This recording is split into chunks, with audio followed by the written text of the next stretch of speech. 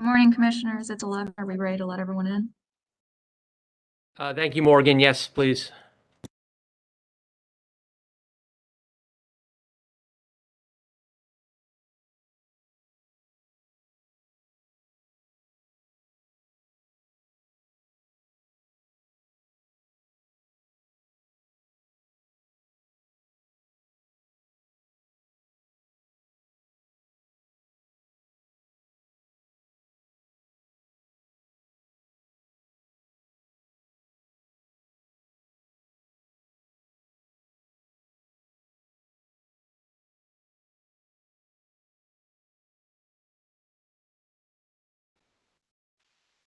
Good morning. We are on the record in case number 9486. This is with regard to Washington Gas Light Company's Stride 2 program, its Stride 2 project list, and its Stride 2 proposed surcharge.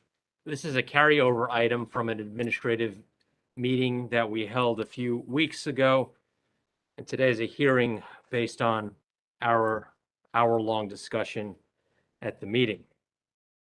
We have our three parties before us today. Over the past 48 hours, we have received pleadings from Office of People's Counsel, Commission Staff Counsel, and Washington Gas Light Company. How this will proceed today is allow each party to respond to the other two parties' pleadings. The commissioners will then ask questions of the parties. We'll likely take a recess to deliberate. And then, as we promised at the administrative meeting, the commission will rule from the bench today. We'll begin by taking appearances, starting with Office of People's Counsel. Good morning, Your Honors. Can you hear me?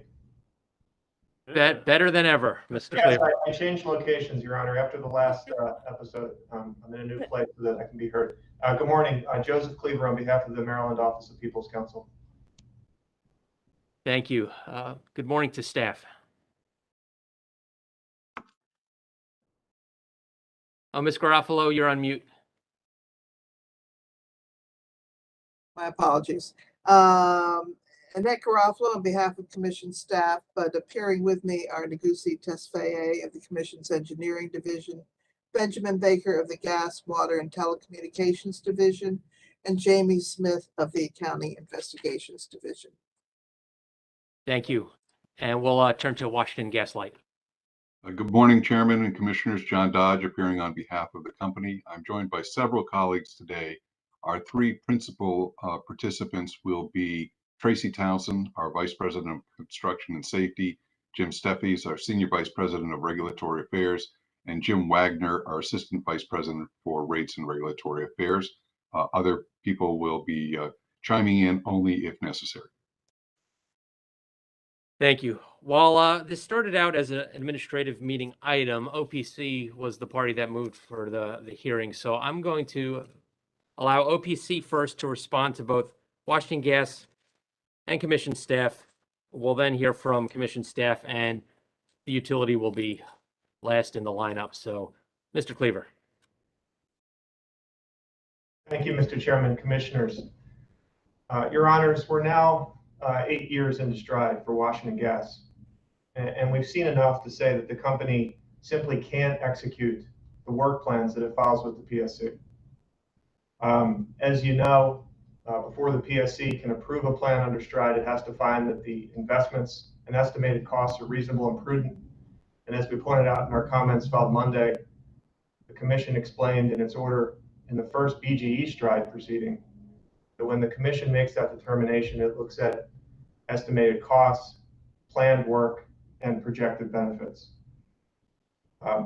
Simply put, as to those projections, at least with respect to work and benefits, the projections that Washington Gas has provided to the Commission can't be trusted. On that basis, and on the basis of the comments that we filed Monday, the appropriate remedy is rescission of Washington Gas's Stride plan. In its comments filed Monday, Washington Gas attempts to defend its performance, but all the defenses are variations of excuses we've heard before, and they only confirm the need for Commission action. I'd like to address a few of those points. On page 4 of its letter, Washington Gas accuses OPC of overestimating the deficiency in main performance. Yet in that, I believe it's a 1-paragraph section, in that section, Washington Gas reveals that it now projects that it will only complete 59% of its main replacements over the course of Stride 2. That percentage is actually lower than the assumptions that we made when we filed our comments on January 10th and our comments Monday. So in fact, it appears that OPC has underestimated the deficiency in main replacements. Washington Gas repeatedly emphasizes throughout its comments filed Monday that this was an estimated plan that had filed in 2018 that was the subject of the proceedings in 9486. The word estimated is repeatedly put in bold and it's repeated many times. It appears that by doing this, Washington Gas is attempting to devalue the estimates that it provided then as untrustworthy. In fact, as we pointed out back in our January 10th comments, the company contrasts those estimates with what it puts in its project list and describes the project list as more realistic. So this is continuing a recent trend of the company to devalue those plans that we all spent so much time reviewing and that this commission spent time hearing evidence on and deliberating. So that in effect, not only in attempting to devalue the estimates, it devalues the regulatory process and all the resources that we put into that case and everything we heard from the company and the time spent responding to it. I would also note, Your Honors, that Washington Gas, though it seems to disavow the estimates contained within the plan that was filed in 2018, does not appear to have had any problems spending the budgets that the commission approved. The devaluation seems to only apply to the actual work performed and the benefits received by customers. And a perfect example of this is on page 7 of the company's comments from Monday, where it states that we only spent $2.7 million more through the first 3 years of Stride on mains than we had projected. But what's missing from that sentence is what, again, appears back on page 4, which is that while they've spent in accordance with the plan that was provided, they haven't done the work. They've done just a fraction of it. There's significant discussion in Washington Gas's comments of paving costs. OPC does not dispute the representations made therein as to increased paving costs, but I would like to add a couple points on that. One, we've heard about paving costs from Washington Gas for many years. I went back this morning and looked at the transcript from the evidentiary hearing in case 9486 back in 2018, and there are many, many discussions and mentions of paving costs. In the interest of time, I'm not going to cite every instance in the transcript, but there are 2 very short quotes that I think are telling.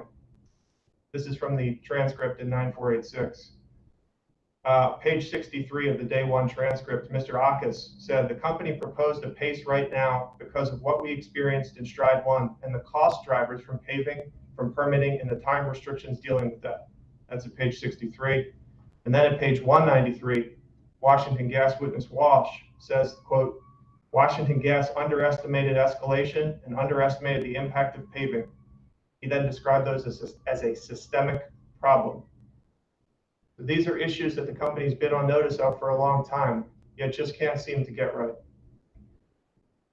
The statements regarding paving costs also beg the question of why Washington Gas didn't file an amended plan.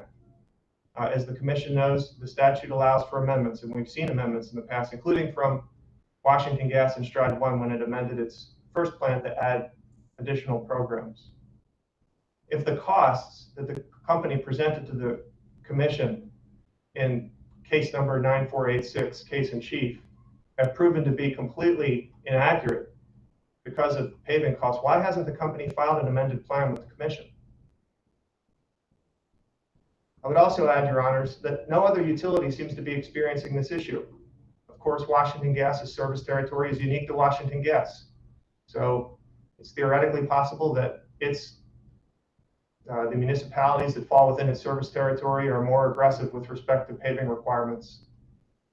But the service territories of the other 2 major utilities in the state with Stride programs aren't homogeneous. BGE service territory entails urban areas, rural areas, and the same can be said for Columbia Gas. And while we've heard brief mention of construction costs and other cost drivers over the years, we've never seen anything remotely close to this in terms of an issue with paving costs. Finally, on the point of paving, just one final point. Washington Gas discusses Commission Case 9651 repeatedly in its comments filed on Monday.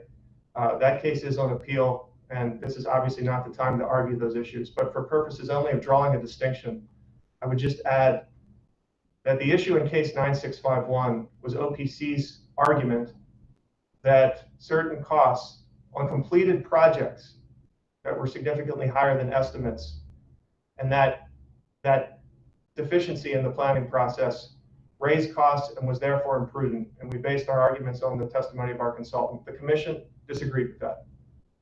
The issue here is very different.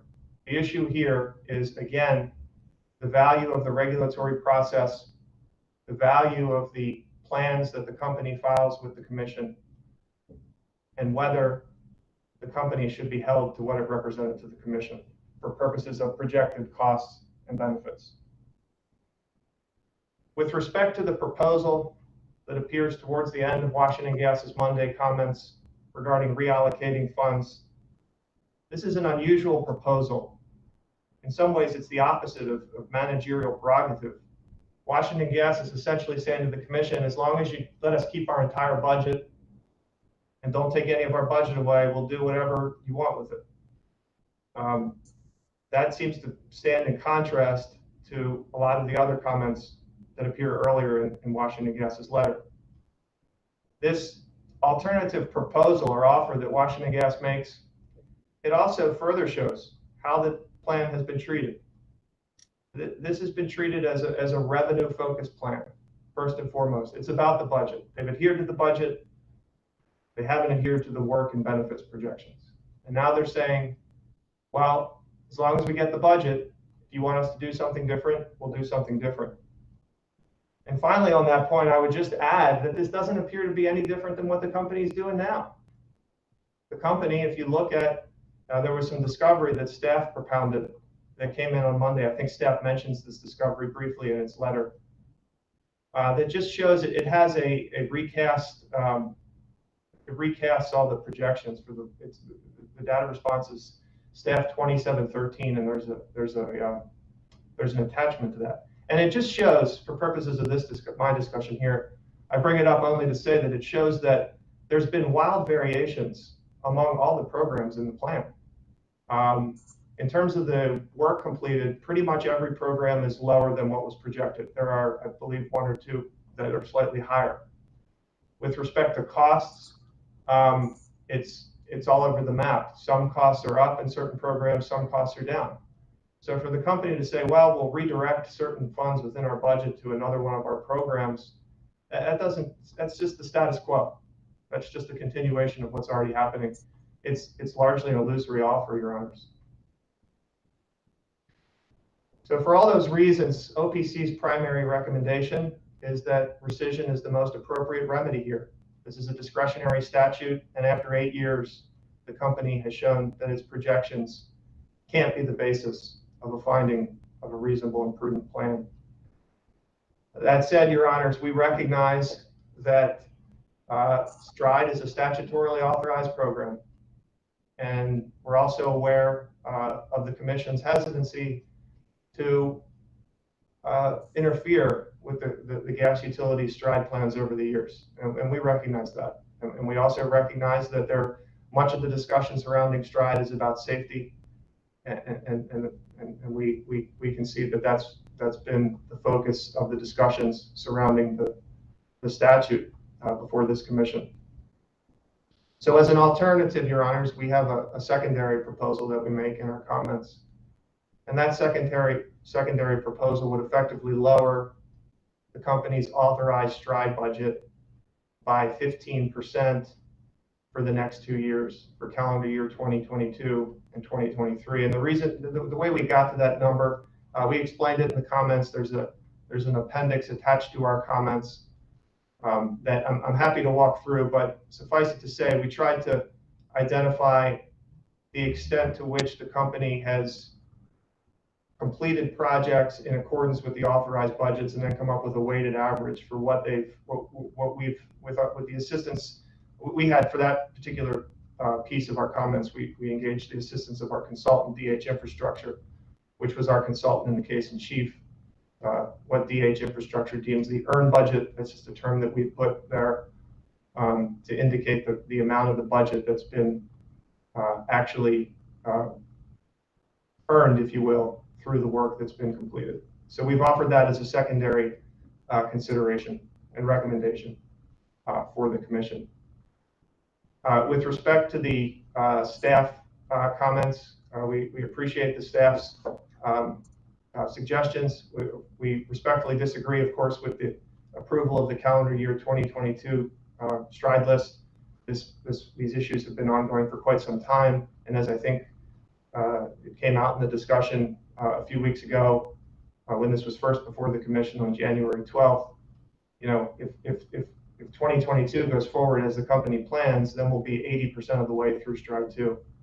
So OPC's position is that action is required now to try to remedy this problem.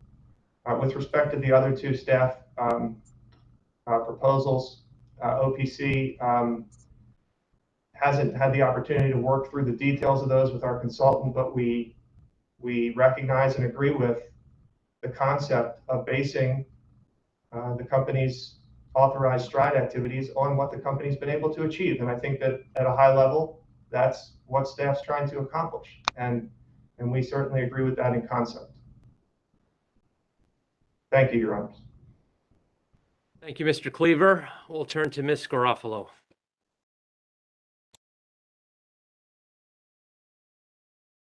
Ms. Garofalo, you're on mute. I truly apologize.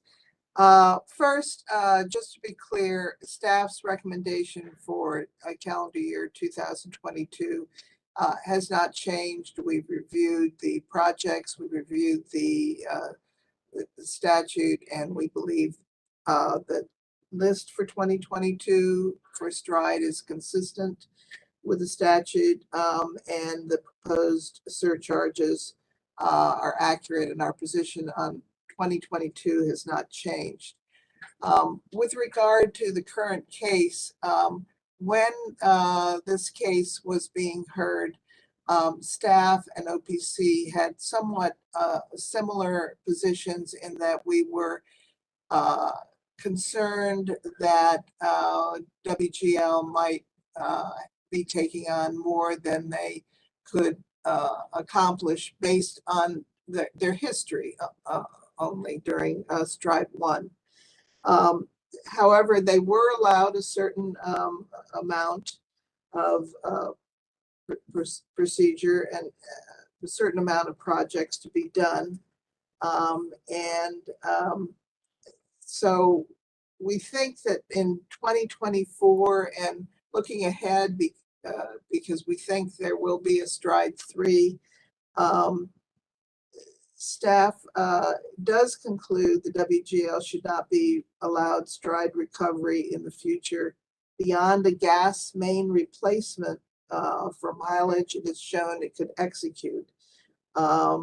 So the result would be that in calendar year 2023 and beyond, STRIDE recovery would not be allowed at a mileage per year rate greater than the company has achieved in preceding years. This would require that the company perform, it could well require that the company perform some gas main replacements outside of the STRIDE program in the future to provide reasonable assurance that the company can execute at higher performance levels before approval of future project lists is granted. And with regard to performing STRIDE projects outside of STRIDE, this is something that both Columbia and BGE do, and it may be that WGL does this as well, but it would, in order to actually meet their targets, they would have to probably do more of that. And that would be the our recommendation. We have other details that Mr. Dodge has brought up with regard to paving costs and how to handle those. But I don't think this is the place for them here. We hope to meet with WGL and with OPC on that after this matter is handled. Our subject matter experts are here to answer any more detailed questions that you might have on how this would work. Thank you. Thank you, Ms. Garofalo. We'll turn to counsel for Washington Gas Light Company. Thank you, Mr. Chairman. Good morning again, Commissioners. John Dodge appearing on behalf of the company. I do have a brief opening statement. Before I get to that, I'd like the Commission's guidance on whether we need to anticipate calling our folks as sworn witnesses, or we're just going to engage in more casual back and forth between the parties and the Commission and our witnesses. Ultimately, I would like to introduce our letter of January 31st as WGL Exhibit 13 and move that into the record. So I'll pause there for the Commission's guidance. Mr. Dodge, this is not a trial type evidentiary hearing. All of the pleadings that were filed on January 31st and February 1st from staff are properly before the Commission, so they are all in our record. To your second question, I don't know if you plan to sponsor any witnesses. That was not my expectation today. You may make an oral argument, but I would like the utility to respond to both Office of People's Counsel's argument as well as staff's, and then the commissioners will have an opportunity to ask you questions. Thank you. All great guidance, and I think that will streamline our way here today. As you just heard, staff continues to support the approval of our 22 project list and current factor, and for that we are grateful, and we do ask that the Commission grant that approval today. We have not had the chance to dive into staff's recommendation to address the shortfall by somehow capping our recovery. We would like the opportunity to speak with staff more about that and to speak with staff and OPC to discuss all of the issues that have been raised here. To address specifically OPC's rescission request and the staff cap, I would like to turn us all back to the STRIDE statute. Subsection J of the STRIDE law states, and I quote, "If the Commission determines an investment of a project or cost of a project no longer meets the requirements of subsection E of this section, the Commission may, and here in relative part, alter or rescind approval of that part of the plan."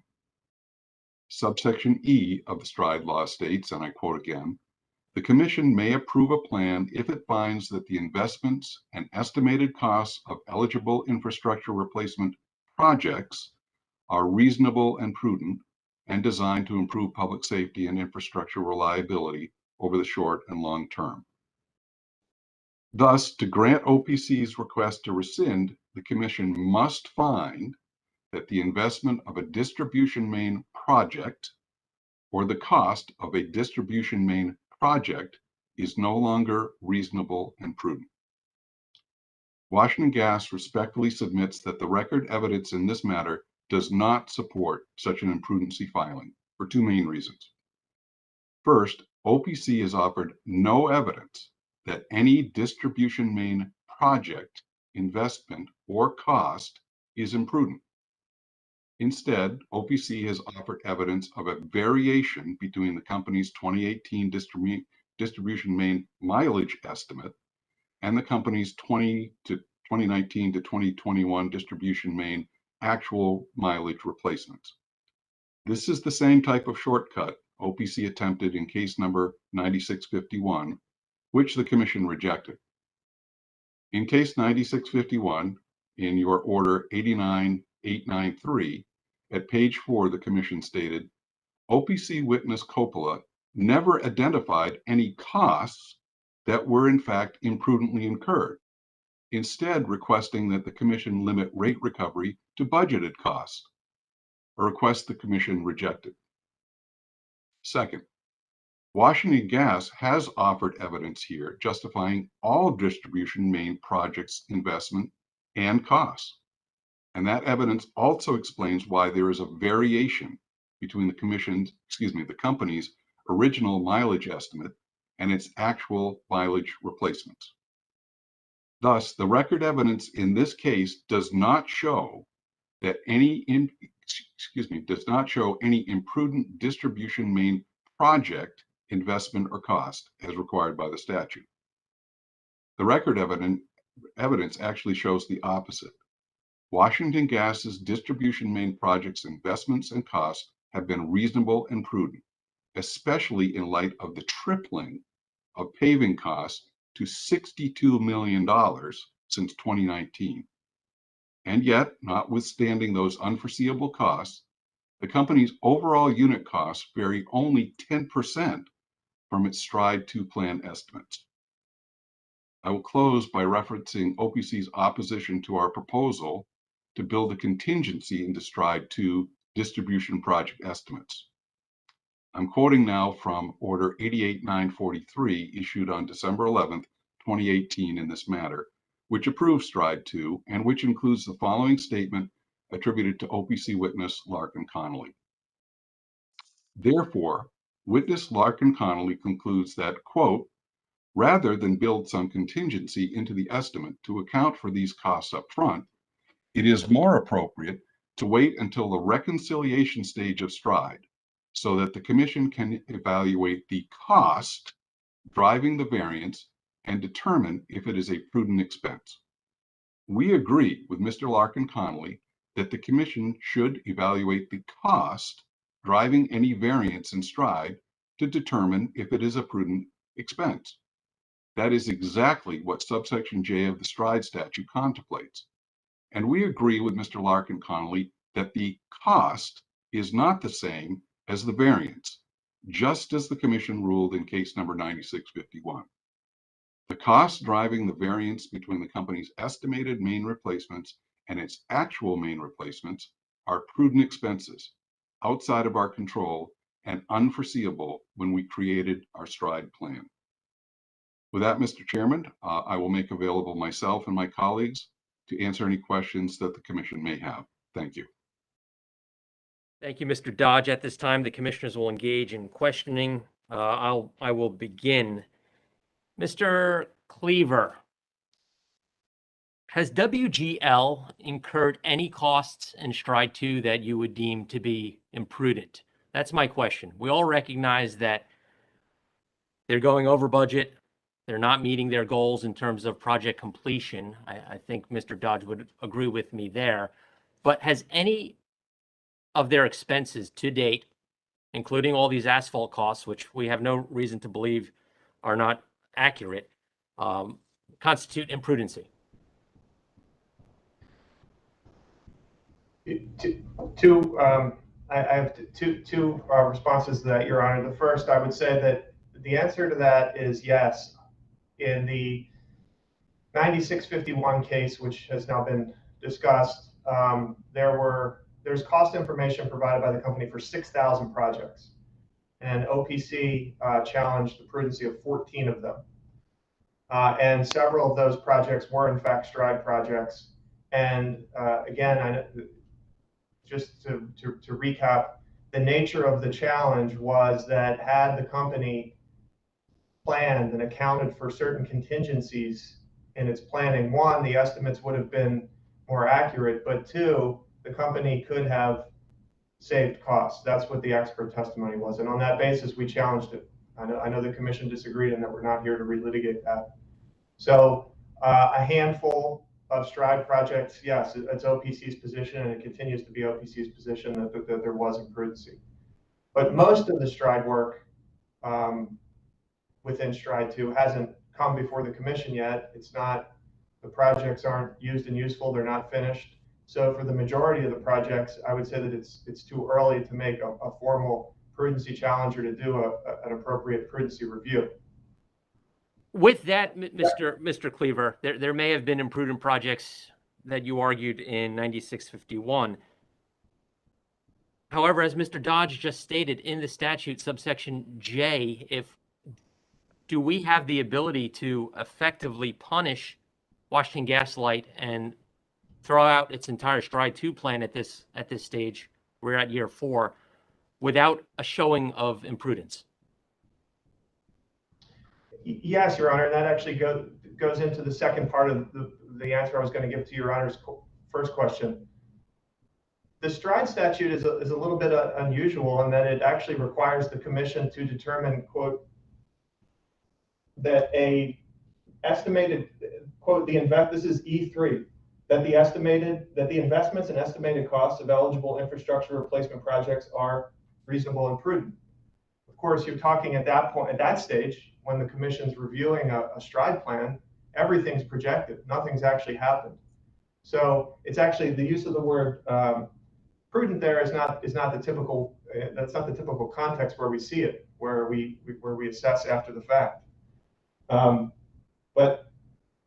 again, that goes into how the commission has explained what that review entails. It entails you look at what are the estimated costs, what's the plan work, and what are the projected benefits.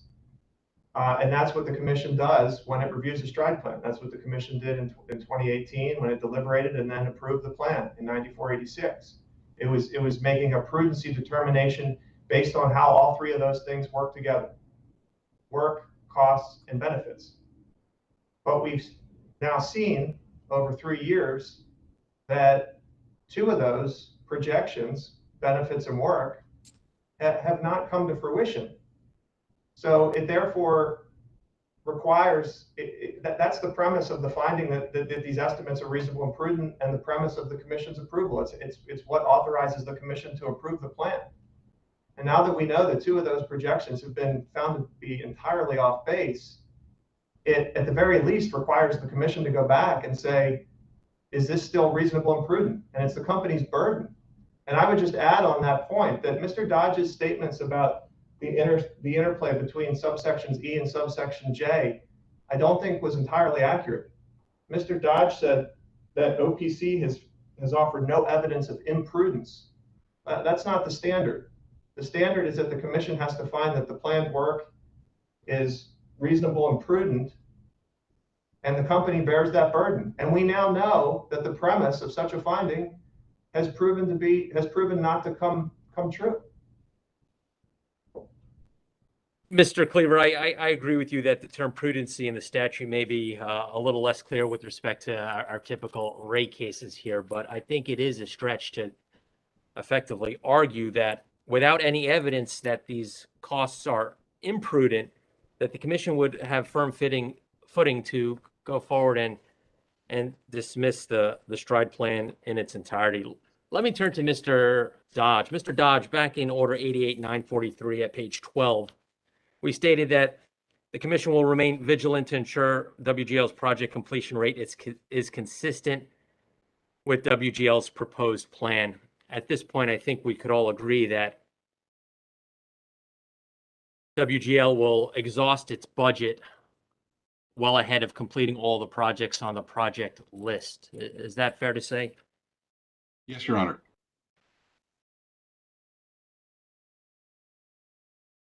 I recognize that WGL has spent a lot more on asphalt than it ever expected to during this 5-year period.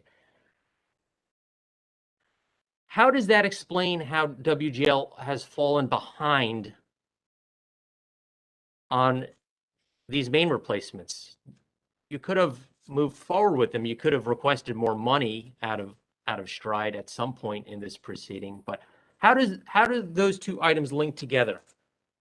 The fact that costs have increased beyond your expectations, but projects have proceeded much more slowly. I don't actually see a tie between those 2 items. I'm going to turn it over to Ms. Townsend in a moment for the operational response. But I would just stress that based on the commission's approval of a budget, in this case, $350.5 million, The company's internal budget is also capped at $350.5 million for Stride. We go through board approval and justifications internally on that, and we live by the approved budget, by the commission's approval and by our internal approval. So when you say, why didn't you just go ahead and do it? I can tell you from a budget perspective, an internal budget perspective, we do not have the funds readily available to do that. Obviously, if there were a safety concern or a public policy concern, we would do our best to make that up. But I just want to stress that we're not an ATM. We do have our internal capital constraints, and that is a significant reason why we have not been able to make up that difference, if you will. And as I promised, I'll now turn it over to Ms. Townsend for some of the operational reasons. And I'd like to hear from Ms. Townsend in just a moment. Assuming arguendo that all of these Stride projects have some connection to either reliability or safety, we reach a date perhaps later this year, if your budget stays on course and the project list stays on course, where you hit the budget of 300 and I believe it was 350 million, subject to check. Stride projects that are underway would be then recovered in your next rate case. Is that right?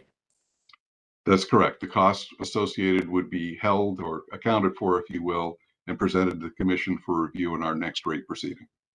And Stride projects that have not been completed and are not deemed necessary to preserve public health or safety are either shelved or moved to an anticipated Stride 3 program? Well, we haven't talked about that at length internally, I can tell you, but in general, we would factor in all of our safety concerns, our budgetary constraints and so forth, inside and outside of Stride, meaning regular construction, betterment, new business, all of the rest.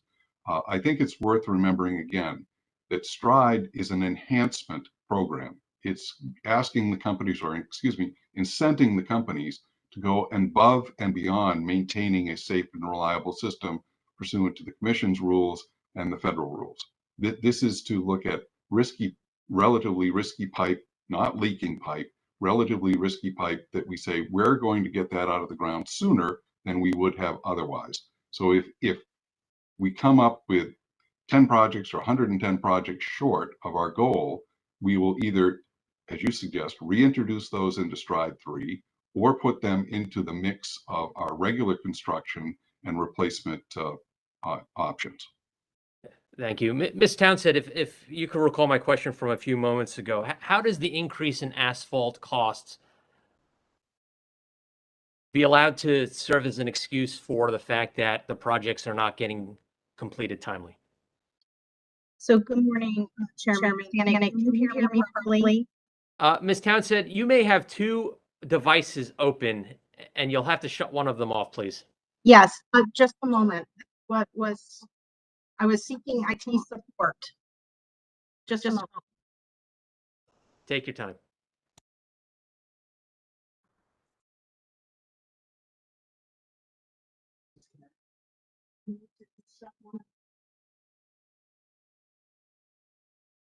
Ms. Townsend, I just muted one of your screens, so you should be good to go now.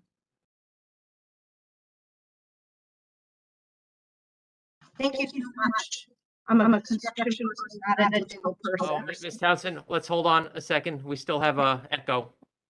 Just a moment. Could you please?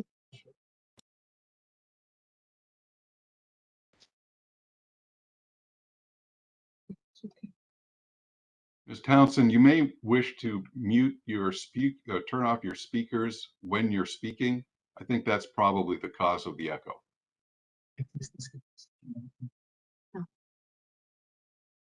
Ms. Townsend, let's try it again. You might be fixed now. Okay. So That's perfect.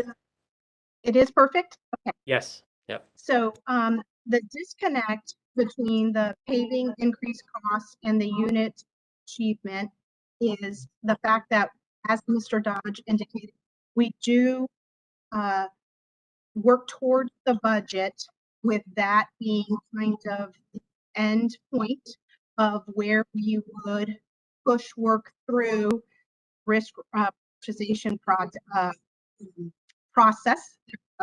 And so as we did in Stride 1 and the Start 2, we would carry over any work provided that it again meets all of the eligibility, which all of the annual project list and in the estimated plan are.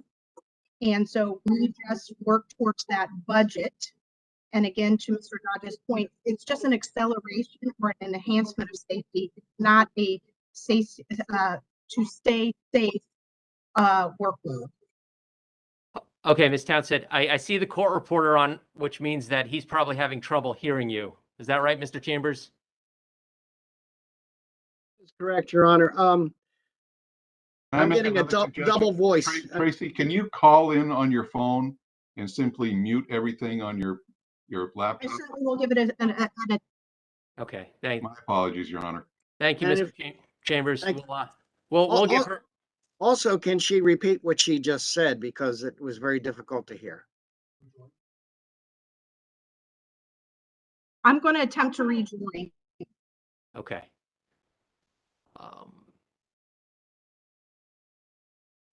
Yes. I'm so sorry. I know it's stressful with me.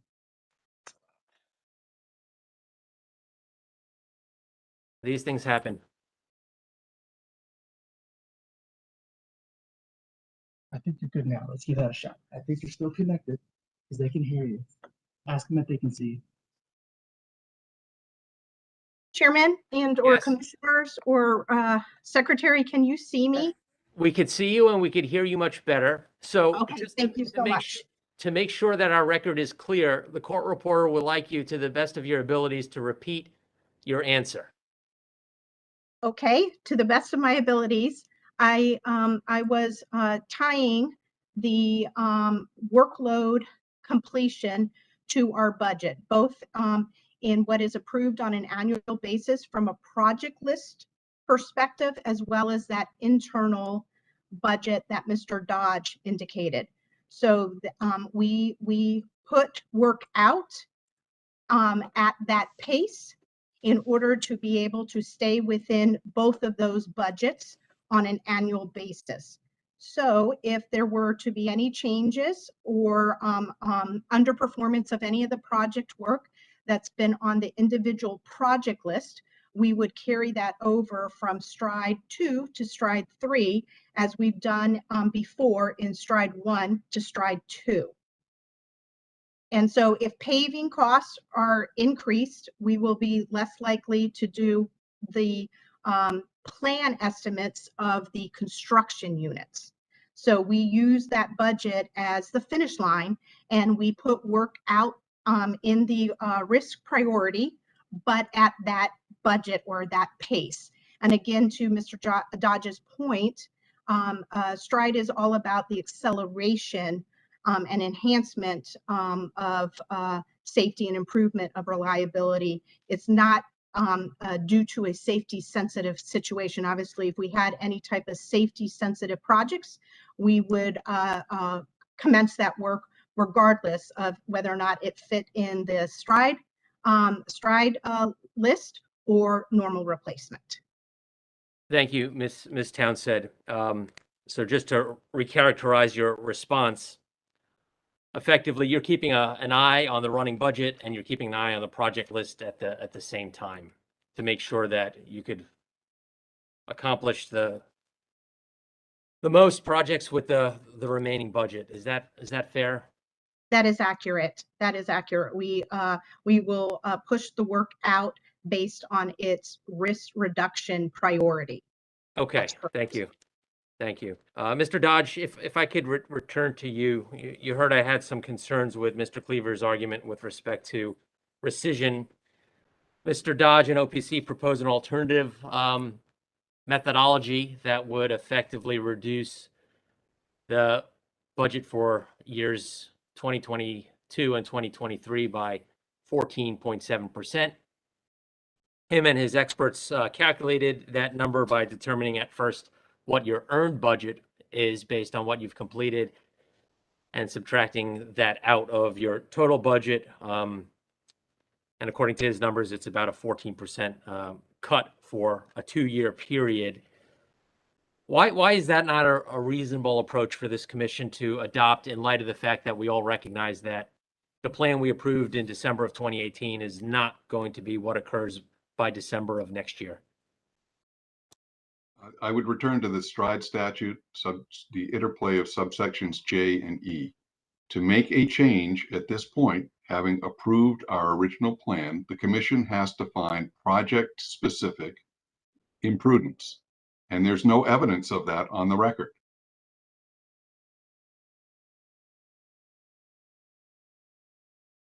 Mr. Dodge, I thought we agreed at the last meeting that the commission does have this, I guess, revisory power to go back in time and make adjustments to various components of our STRIDE approval, including budget, including surcharge, including the project list, without a necessary finding of imprudence that you're citing to. The question that was posed to me in the prior admin meeting was whether I agreed with OPC that the commission has rescission authority. And I said, I do agree with Mr. Cleaver that the commission has that authority. Upon further reading of the statute after that meeting, it is clear to me the plain language of the statute requires a finding of project-specific imprudence before the commission can rescind the plan.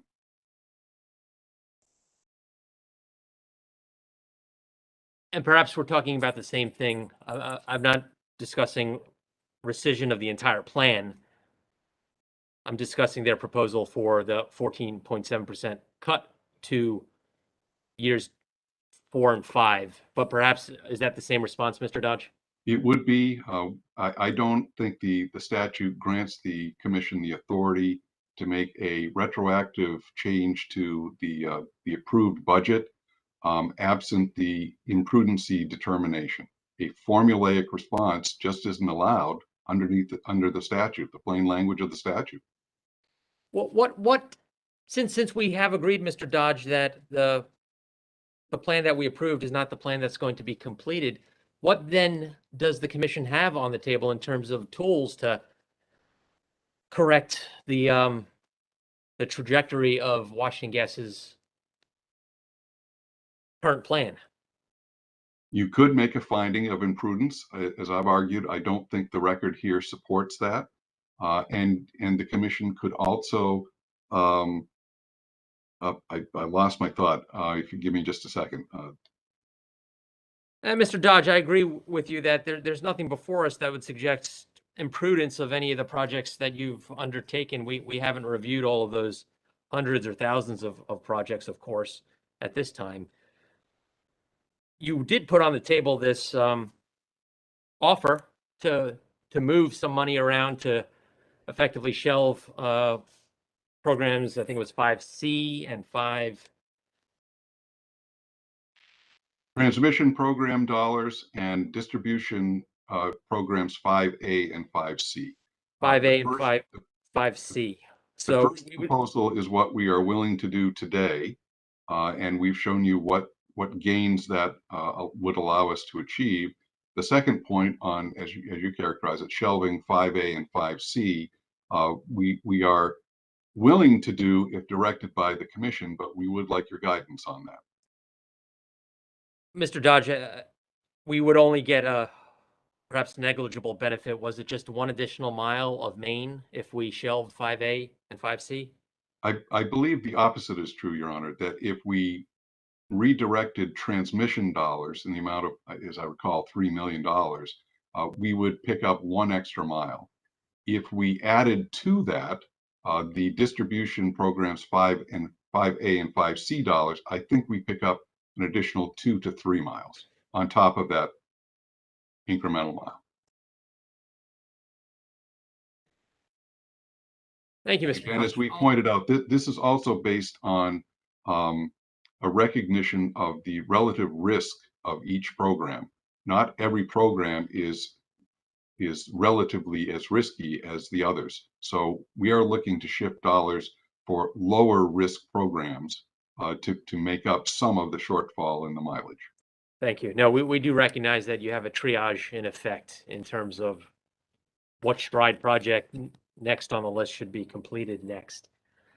I did remember my second point, Your Honor. Oh, all right. So My rusty memory moves a little bit slowly. The other tool that the commission has at its disposal is also in the plain language of the statute, and that's reconciliation. That assures that customers do not pay for work that is not done. If we overcollect, we refund that money with interest. If we undercollect, we reconcile up to our actual cost without interest. Thank you. We'll turn to Commissioner's questioning now. Commissioner O'Donnell. Thank you, Mr. Chairman. Mr. Dodge, let me take you back to public utility article. Except I'm going to go a little bit higher in 4-210. I'm going to go to the definitions section, A3. I want to talk to you about what an eligible infrastructure replacement means. There's 5 elements to be an eligible replacement, infrastructure replacement. First is made after June 1, 2013. 2, and this is key to me, and you alluded to this in E3, is designed to improve public safety or infrastructure reliability. Then 3 is does not increase the revenue of a gas company. 4 is reduces or has potential to reduce greenhouse gas emissions. And there's a renewed emphasis, actually a statutory requirement that the commission consider environmental impacts, including meeting our greenhouse gas reduction state goals. So that has an even newer connotation than it did back in 2013 when the statute was created. And then 5 is not intended included in the current rate base. Okay, so when you submitted a plan to us, each project in your STRIDE plan had to meet all 5 of these elements. These are conjunctive elements. All 5 have to be met, correct? Would you agree? Agree. Okay. So if a project is designed to improve public safety or infrastructure reliability, you have an obligation to do that, whether it's to do that on a continuing basis, whether it's under STRIDE or not, as a condition of your monopoly franchise. Would you agree? No, I would not. Tell me why it's okay for a company to defer a reliability or safety issue, because I'm having a hard time with that. And I'm a little disturbed to hear a public utility saying that, a gas company. Not sure if I've lost my mute button there. I apologize. I would direct Your Honor to subsection B of the statute. Of 4210? Yes, I think that answers your question. The purpose of this section is to accelerate gas infrastructure improvements. Yeah, but I understand that. I was in the legislature when we did STRIDE. I understand that completely why it's there, and you keep saying it's to incentivize it. I'm telling you, you have an obligation, not regarding an incentive, you have an obligation to safely and reliably provide service to your customers, period. End of sentence, full stop. I agree with that. And these projects are safety related. One could argue, Your Honor, that all of our projects are safety related. No. To qualify under STRIDE in the plan you submitted to this commission, every single project on that list is safety related. And there are other things out there that are new, that are not safety related, don't require replacement. I'm not talking about that. And you know me well enough to know I want to get right to the heart of the issue and not have evasive discussions. So why is your burden of doing safety related projects as a condition of your monopoly franchise lifted off your shoulders because it's in a STRIDE plan? Why is that? It is not lifted off our shoulders. Then do it, front the money up. Again, Your Honor, this is an incentive mechanism. I understand that, Mr. Dodge, but what you're failing to recognize when you keep citing that is the annotation for this section of the public utility article. And the annotation describes the discretion of the commission in the PSC versus the city of Annapolis. And we can direct you to recover a certain portion under a surcharge, and we can direct you to recover in a base rate case and front the money up if it means you're providing safe and reliable service to your customers. We can.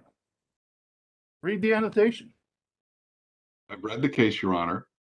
And if there were a specific fact-based safety finding by this commission, you indeed could order this company or any LDC to go ahead and make the replacement or the repair indicated. Absent that, the companies, the LDCs, are granted the latitude to submit a list to you for accelerated treatment. Well, it also has to be safety related and reliability related. It has to be greenhouse gas emissions related, every one of them. And you, by identifying that, admitted that it is. It needs to be done, regardless of how recovery occurs. Whether it's incentivized recovery or base rate recovery, you still have an obligation, sir, I submit, your company to do this work, period. Full stop, end of sentence. I agree 100% with that. It's just a matter of timing. If it's not on our STRIDE list, it will be considered in our general risk ranking of replacement activities. Let me put it this way. If you have a catastrophic failure or an event on a project on this list that you deferred or didn't complete, I think you haven't met your monopoly franchise obligation.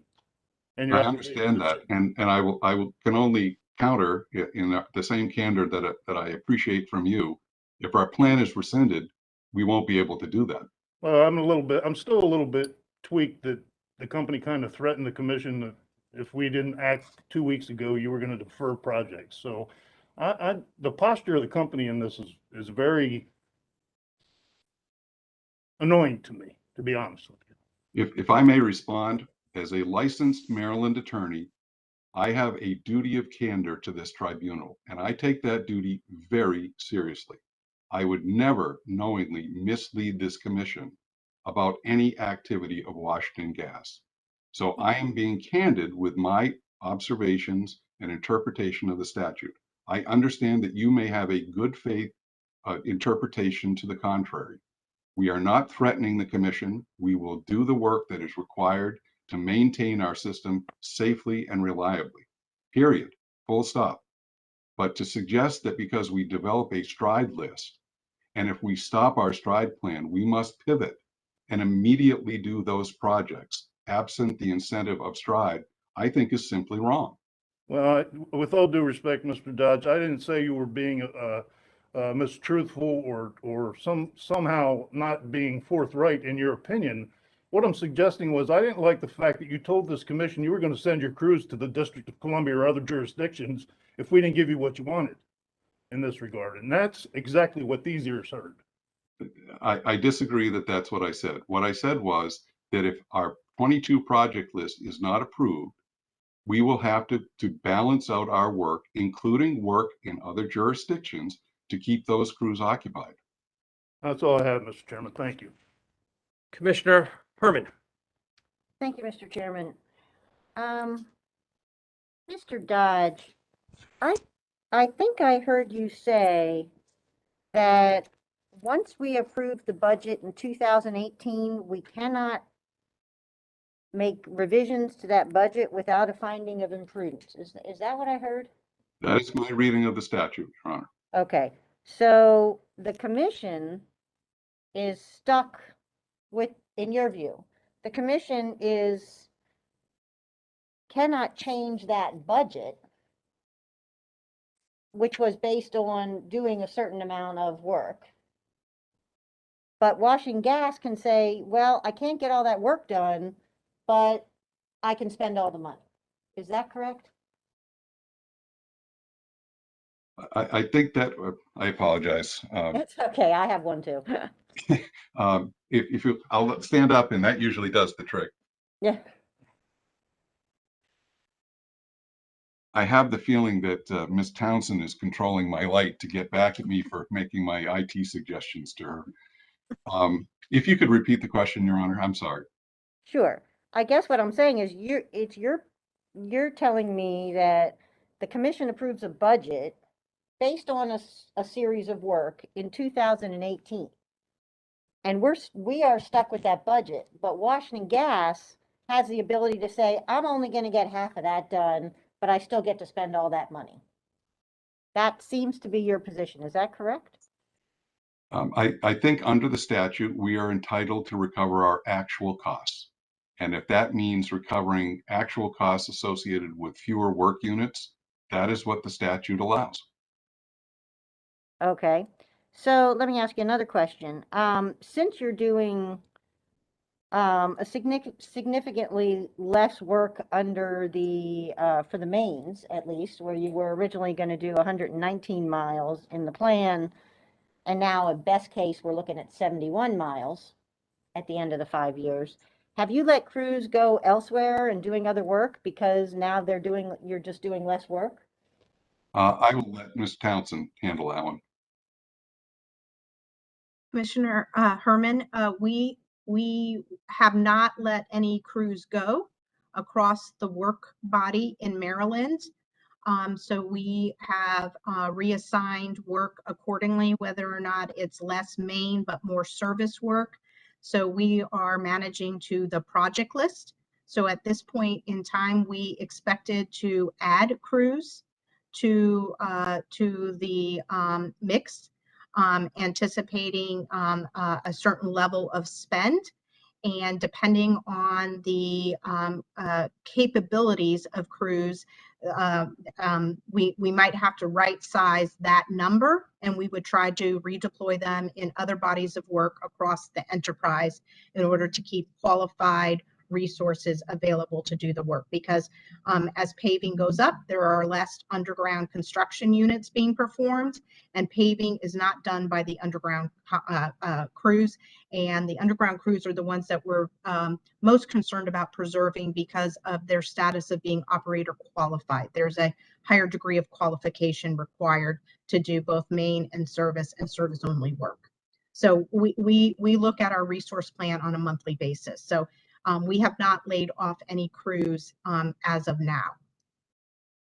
Okay, and you're not telling the commission that the reason you can't get the work done is because of lack of crews, or you don't have enough No. you don't have enough supplies or anything else. It's all due to money. It's working within the budget or the annual plan. That's right, Commissioner Herman. It doesn't have anything to do with the available qualified resources currently. Okay, and are you on target to spend your full budget over the 5 years? We are, and if we made the adjustments that Mr. Dodge previously shared about redirecting $3 million from one of the transmission program, and whether or not the commission directs us or agrees with us, gives us the guidance to eliminate the distribution programs 5A and 5C, we would add that and work further down the main and service list, while still preserving our focus on our service work in order to maintain a high achievement rate. Okay, so I'd like to look at page 7 of your response, Mr. Dodge. Your January, was it the 31st response? Okay. Okay. I'm looking at the first full paragraph there, about halfway down. It says you've invested 118.2 million in Stride 2 distribution main replacement, or 2.3 million per mile, and you had estimated you were going to do 1.8 per mile. So that sounds strange to me, because you say that paving has, increased the cost of doing the main so much. How is it that deviation doesn't seem to be that much? Again, I'm going to direct that to Ms. Townsend, who is more acquainted with the facts. I think, Commissioner Herman, we are just now, seeing the full impact of the increased requirements and therefore the costs. And so this is looking back This is over. old, so this is old information, so this doesn't really help us with respect to understanding how much per mile that you're currently experiencing. Is that right? So it's part of the story, because the cost escalations in paving has outpaced the overall estimating model associated with our true units that we've been putting forth at each project list point in time. And so we would see potentially, fewer miles, as you've seen in 22 and 23, because of the impact of those costs being fully incurred.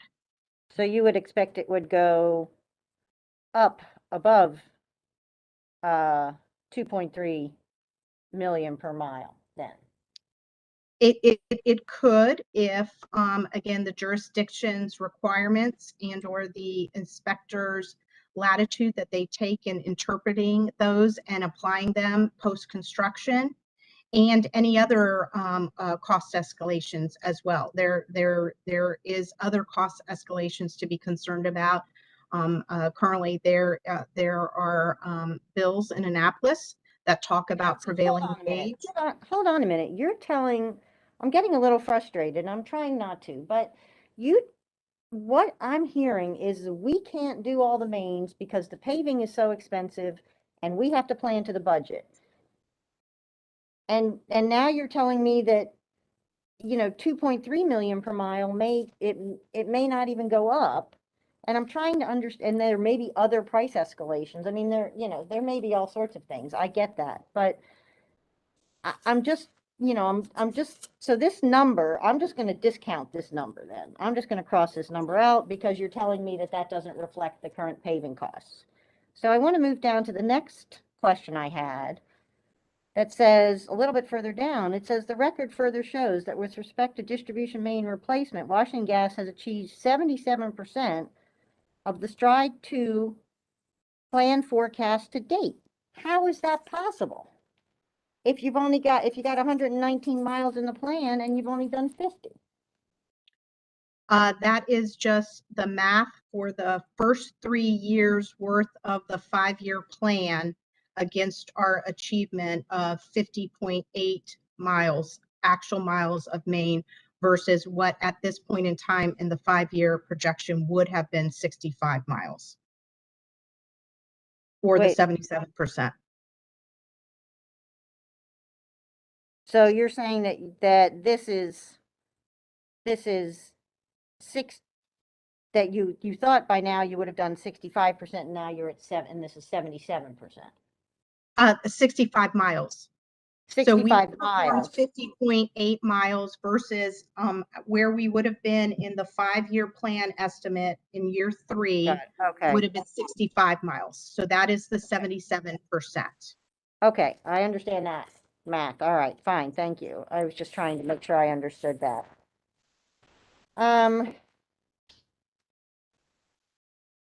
So, Mr. Cleaver, I don't want you to feel neglected.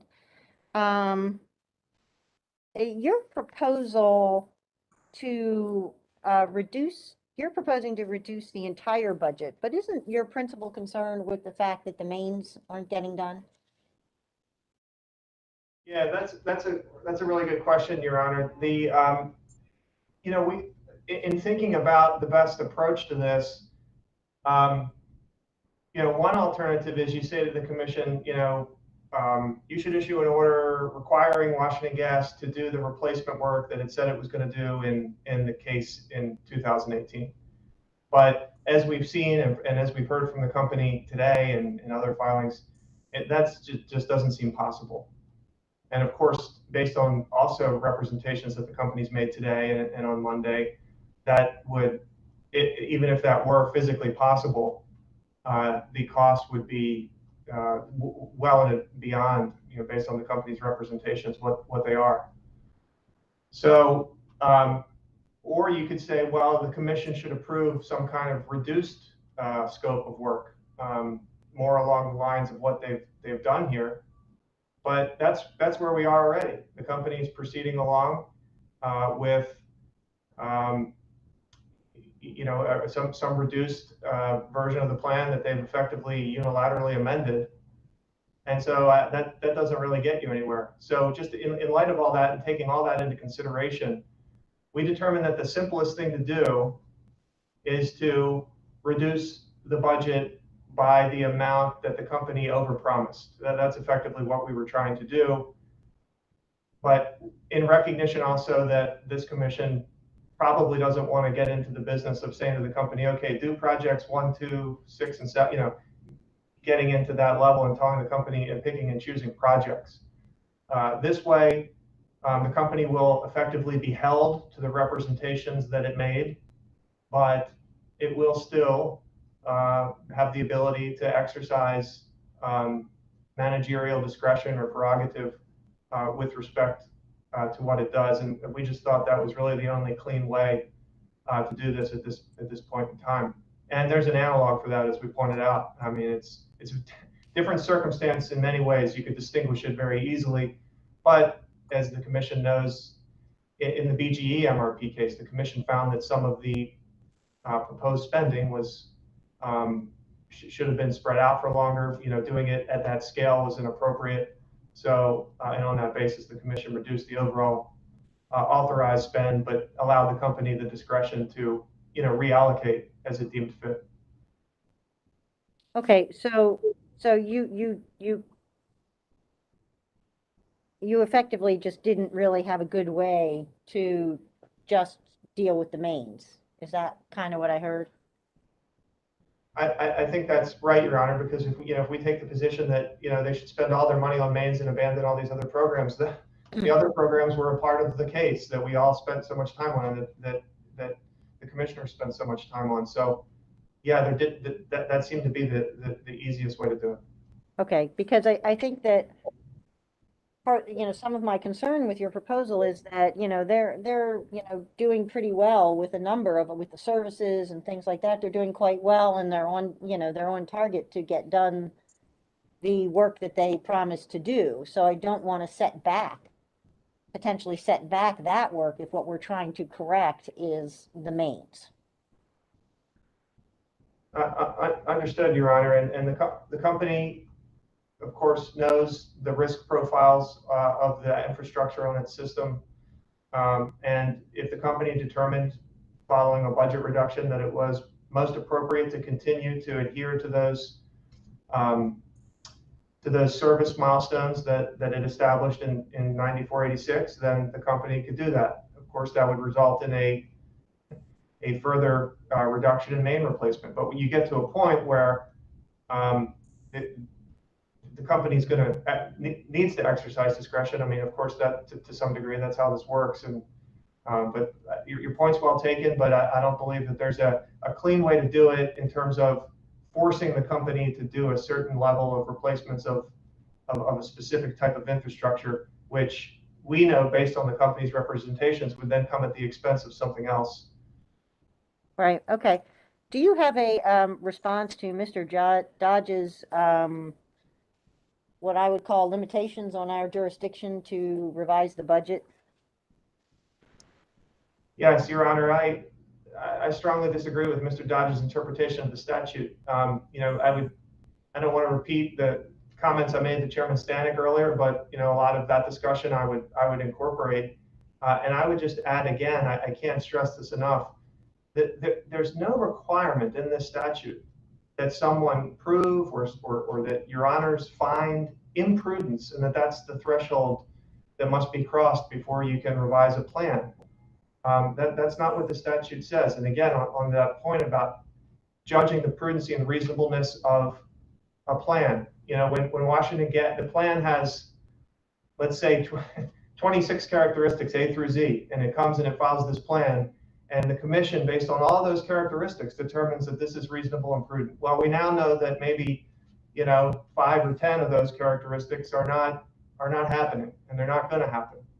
Well, at that point, the finding that it was reasonable and prudent based on all those characteristics, it really can't hold anymore, because we now know that the basis for the finding, i.e. the application and the record, has proven to not to not occur. So at that point, the commission can revisit this. And my reading of the statute is that if the commission determines that, hey, all these things that we based our finding on, we now know for sure they're not happening anymore, you're effectively back at where you were when you were deliberating 9486. You know, we can't, those findings that this was reasonable and prudent no longer hold based on the company's performance. So we need to, let's look afresh at this, at what the company can do, what its representations are, what it's saying, and what's appropriate. So that, and the commission can then issue an order. So that there's no finding that someone proved imprudence or imprudency of projects that in many cases haven't even begun yet. I would also add on that point, if you take it to its logical extreme, I mean, what Mr. Dodge is saying is that the company could have come in and said, we're spending the entire budget, 70 some million in 2022, but we're only going to do 1/10 of the work because it's just, you know, it's everything's taken longer than we thought and everything's more expensive than we thought. And the commission, under Mr. Dodge's interpretation of the statute, would effectively be powerless to do anything about that, absent some kind of evidentiary hearing where someone successfully established that a projected project and its costs were imprudent. Okay, thank you, Mr. Cleaver. Ms. Garofalo, same question. No. Can't hear you. Could you, there's a question whether or not the amount of work could have been foreshortened before this? No, the question is, Mr. Dodge told me that once we approved the budget in 2018, we have absolutely no latitude to change that budget absent a finding of imprudence. Do you agree with that, Do you agree with that? Well, I don't. He's made a good legal argument, but I even think you have done that in the past, although probably with the support of one of the companies. I think it may have been Washington Gas, but it could have been BGE. So you don't think that's the case? You think we do have the ability to revise a budget? I think you could revise a budget. I just am not sure that you would want to. Well, and why not? I mean, given that in this situation where we acknowledge, as the chairman read way back when we approved this plan, that we were going to keep an eye on it and we would take action if things weren't moving along the way we wanted them to move along. And clearly they are not moving along the way we wanted them to move along. So why wouldn't this be exactly the time and situation? Why would we wait one more year, Ms. Garofalo? Well, in this case, you have a company who is providing lists, is doing stride work, is doing work that is aimed at improving reliability of their gas system. And they will continue doing that. You have awarded them a certain amount of funds to do that work, and that would be charged to ratepayers. Now, that may be the one reason you might want to do that, but I think there's no indication here that WGL is going to stop doing the work that they have put forth to do. And so I guess you may want in their next stride case to, or even in their next stride year, to use a stricter standard, which would require them to prove that they could actually do the work that they have set out. But I'm not certain that you would want to do that today. I'm just not sure that would accomplish a positive goal. Right, and I see your point with respect to, you know, a rescission of the program, and I understand and appreciate that view with respect to rescinding the program. But you know, at some point, we need to hold companies accountable for, you know, for budgets and getting work done. And, you know, we've been postponing you know, Washington Gas didn't meet targets in year 1, didn't meet targets in year 2, didn't meet targets in year 3, has already basically said they're not going to meet the targets in year 4, but we're still not doing anything about it. At some point, we need to hold these companies accountable for meeting targets, and because they're getting the benefit of accelerated recovery with respect to STRIDE programs. So I guess I understand that we want them to continue doing it, but, you know, in what way can we hold them accountable? You could, I see your point, and what you could do is you could, require them to keep their list. And I guess, I don't think this is staff's recommendation, but you certainly could, cut the budget in terms of what is charged to ratepayers in advance. This has the effect of requiring them to spend company funds on the same projects that they want to do. These are projects that staff thinks should be done, and I think the company thinks they should be done as well. And so that would be one way to do it. The other way to do it would be to establish some per project cap, which would be rather complicated at this point in time, but maybe could be introduced in the next case. Okay, thank you. Thank you, Mr. Chairman. Thank you, Commissioner. Commissioner O'Donnell. Thank you. I want to follow up, Mr. Dodge, with you. Does the company replace Maine in Maryland outside of STRIDE? I'm certain the answer is yes, but I would defer to Ms. Townsend for the specifics. It does, Commissioner O'Donnell. And are the STRIDE projects of a higher priority with regard to safety, or a lower priority than those other mains that are replaced outside of STRIDE? What is their relative safety ratings? If Ms. Townsend There has are that at different- hand, Yes, so there is, I'm sorry, John, what did you say? I was just deferring to you again. Okay, thank you. So the projects come in different types of work, in both STRIDE and normal replacement. And generally speaking, our normal replacement is driven by work that is either compelled by others and or that are assets that that they're not eligible based on the material type. And perhaps, some of that is around others' work in where our pipes are, and some of them are related to system issues that we generate work for, that is for materials, again, that is outside of STRIDE and isn't necessarily accelerated or proactive in risk reduction. It is for other reasons, including some reactionary work. Okay, so everything in STRIDE is related to public safety. Everything. It has to be by the definition of what an eligible project is. But some of your work is discretionary, as you just admitted, and is not related to public safety. So projects that don't get done under STRIDE, why aren't you just picking them up as a higher priority than some of your discretionary work?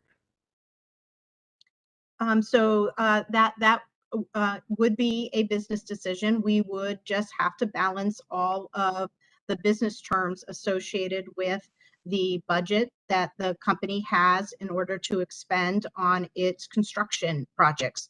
So we would take a look. Yeah, so we would obviously take a look at those and consider everything in the overall context. If we aren't able to access that mechanism to promptly recover those reasonable and prudent costs. So two that other, that meet the eligibility, I'm sorry, meet the eligibility of the statute. so two other utilities in the state of Maryland that are gas companies, Baltimore Gas and Electric and Columbia Gas, both told this commission that if we didn't approve some aspect of their STRIDE plan, they were gonna do the work anyway. But I don't hear Washington Gas in that posture. I really don't hear you in that posture, especially Mr. Dodge, and that's very disturbing to me when I compare the other STRIDE program performances and your performance and the method your company approaches this STRIDE work. If you're not getting it done and but you're collecting all the money, that's a problem for me. I certainly understand your view, Commissioner O'Donnell. I think we have, in fact, done exactly what the statute requires us to do. And so we identified projects that do enhance safety and improve reliability. We presented a timeline. We estimated costs at a point in time, and we described the customer benefits. And so we have replaced the 50.8 miles of main, and we have produced enhanced safety. We have seen a reduction in our main leaks and our service leaks and our total leaks overall. And that is, based on the company's work suite in total, which does absolutely include STRIDE. And the other customer benefits that are received when we do this modernization is we also positively impact our damages, or damage ratio, which is the third category of leaks, by installing new updated marking technologies, getting updated as-built, all of which are used to properly locate and respond to the many, many thousands, hundreds of thousands of locating tickets. So Ms. Townsend, can I stop you? I'm not Sure. suggesting you're violating the statute, and that seems to be where you went. I'm not suggesting that at all. What I'm suggesting is your ability to forecast accurately is, in my opinion, atrocious at the company, and you don't do what you tell us you're going to do. Year in and year out, all the time, continuously, and yet you come before the commission and you say, we're doing everything right. We're all good. No, something's wrong. We regulate other utilities and we see their performance and we compare it to yours, and you just have a very different posture and a very different outlook on this stuff, and it's safety related. It's public safety. It concerns me a lot that your company is in this posture, and I think we ought to do something about it too, to hold you accountable. So Commissioner O'Donnell, I've been at the company for 20 years, and I've been in many leadership roles associated with performing construction work, both planned and reactive. And I appeared in the very first base rate case, 9267, about STRIDE work. And at that time, I also noted that we had an issue with some system safety, increasing leaks in Prince George's County. And we went and performed that work despite any type of conversation in advance about recovery. So if I were to make a case internally about safety sensitive work, I am convinced then and still now that I would receive the proper funding. STRIDE just gave us a business mechanism to accelerate the pace of system modernization.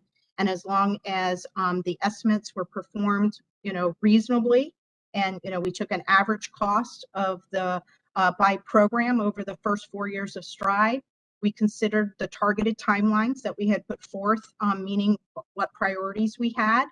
We escalated the costs to 3%. We also considered our qualified crew resources. And at that time, we included a paving factor of only 23%. Clearly, things have changed since then. But I would offer that we are still accelerating the work and achieving. If you look at our project list attainment over the first 3 years of STRIDE 2, for Maine, we're actually at 95%. So on an annual basis, we are able to clearly reflect additional information into the estimating process and perform appropriately again, at a much better rate against the annual project list that you also approve annually. Thank you, Ms. Towson. We will turn to Commissioner Linton. Thank you, Mr. Chairman. Good afternoon, everyone. I had a couple of questions for Washington Gas. I know you have several people on the call, so I'm not sure who's going to answer, but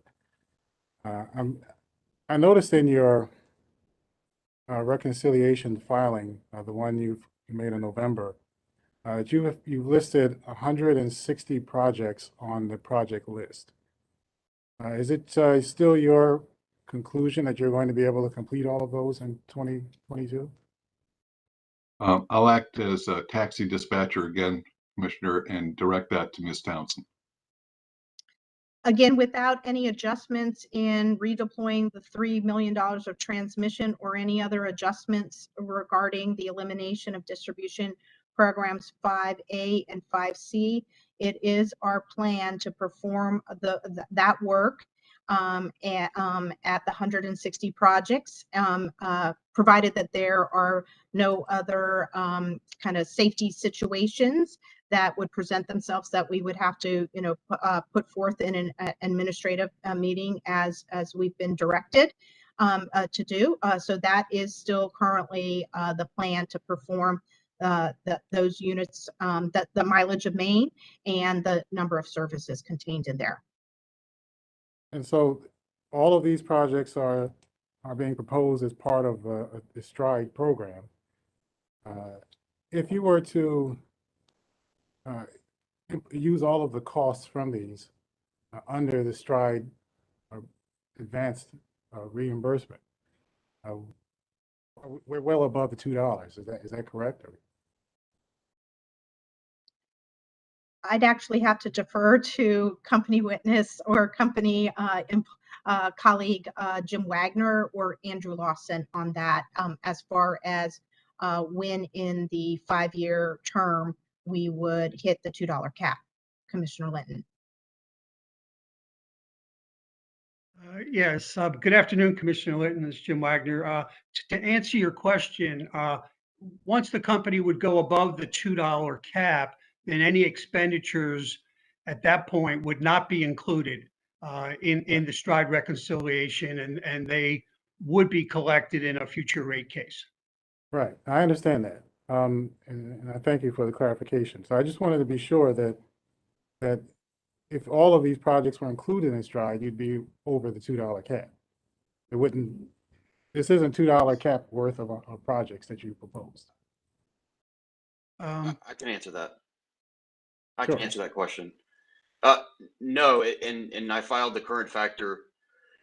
We filed the current factor in November, and based on the admin meeting delay, we had to recast the current factor to be recovered over 11 months, and that was still under the $2 cap. It was at about $1.79.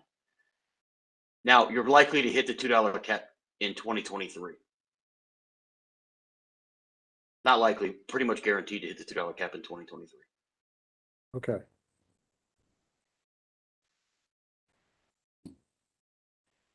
All right, so these 160 projects, then you're still believing that you'll be able to complete them all in 2022.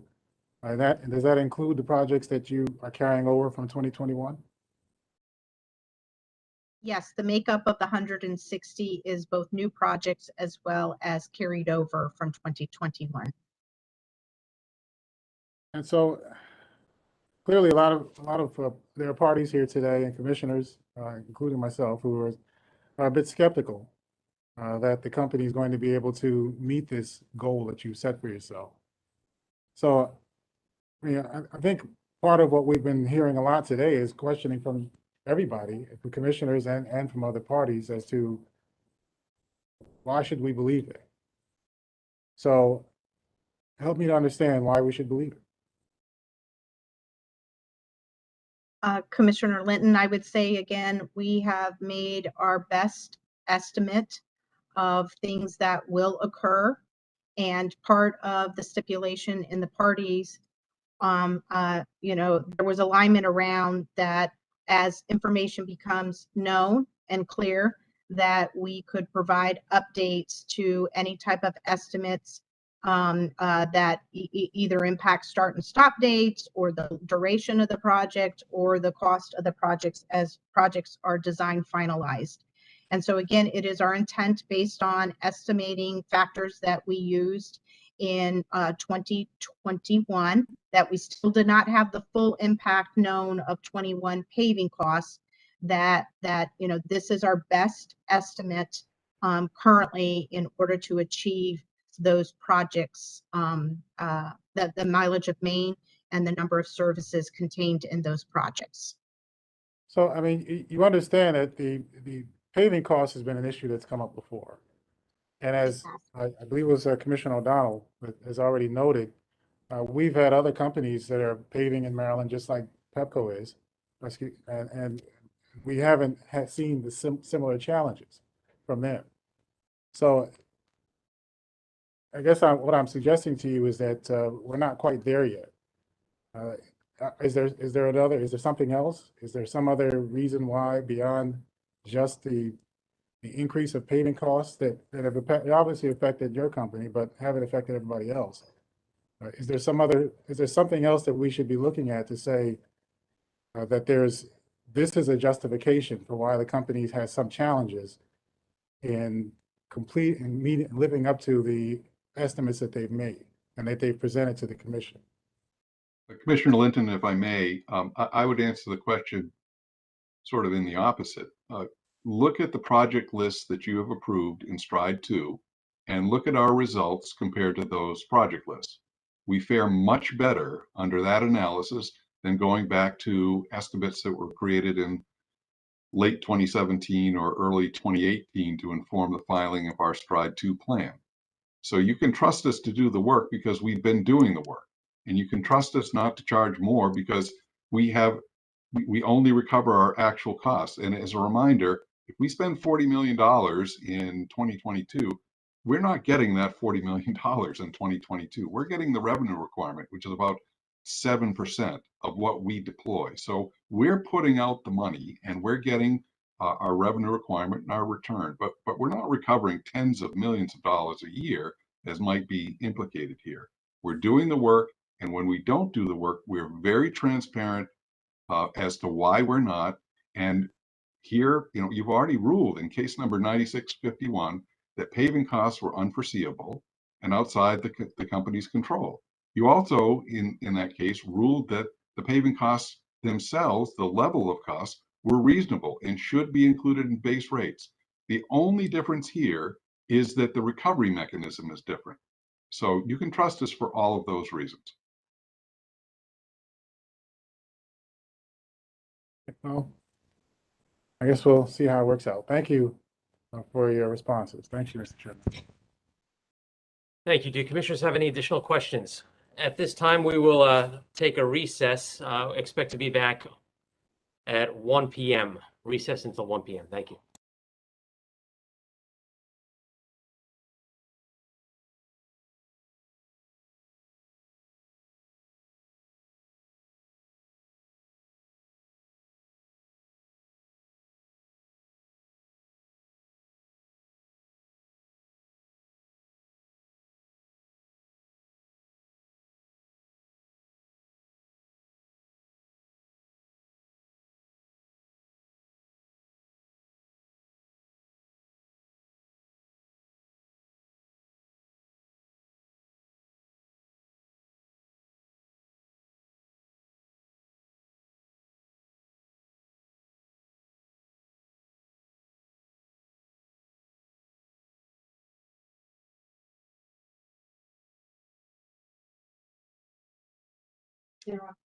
Okay.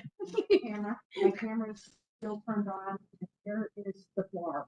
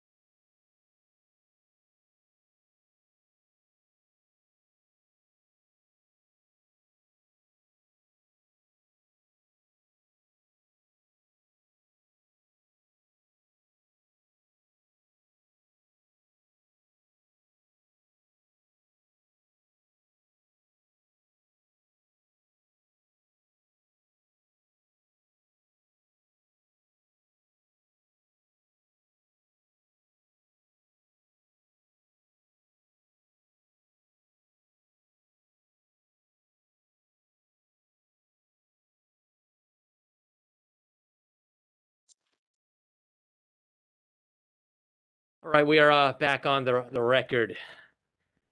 So at bottom, we all recognize that the STRIDE statute is a cost recovery mechanism, provides an incentive for the natural gas utilities to accelerate some of these projects that might not have been done in a timely manner. It's clear that based on the evidence before this commission that customers are paying for this acceleration, but they're not getting what they're paying for. I think we've heard before, and I believe that the utility has overpromised and under-delivered. We have looked at the legal arguments that the parties have set forth, particularly with respect to sections D, E, and J. And today we are not making any findings of prudence or imprudence on behalf of the utility in designating its project list. However, it's clear that the utility is not implementing the plan, the exact plan that the commission approved back in December of 2018, either in terms of the timeline or the benefits provided to customers. They're simply not getting that degree of acceleration that was envisioned in this statute.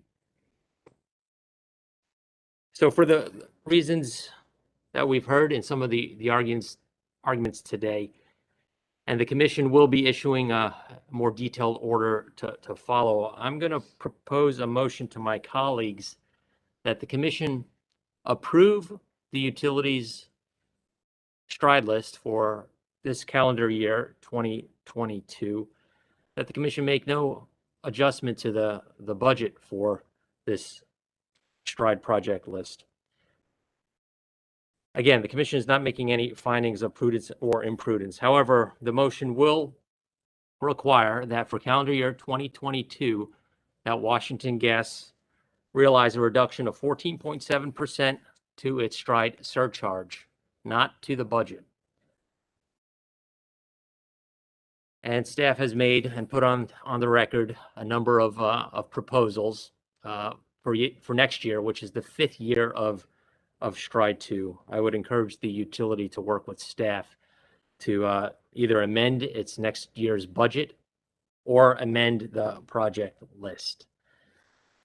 So I would propose that we approve Washington Gas Light's calendar year 2022 only STRIDE 2 project list, that we reduce Washington Gas Light's calendar 2022 STRIDE surcharge by 14.7%, and move that we direct Washington Gas Light to file a revised STRIDE surcharge effective today to be billed for the remainder of this calendar year within 14 days of today's date. As I noted, a more detailed order will be forthcoming. The vote begins with Commissioner Herman, Aye. Commissioner Linton, Commissioner O'Donnell, Aye. and Commissioner Richard. I vote aye. The motion is approved. This hearing is now adjourned. Thank you.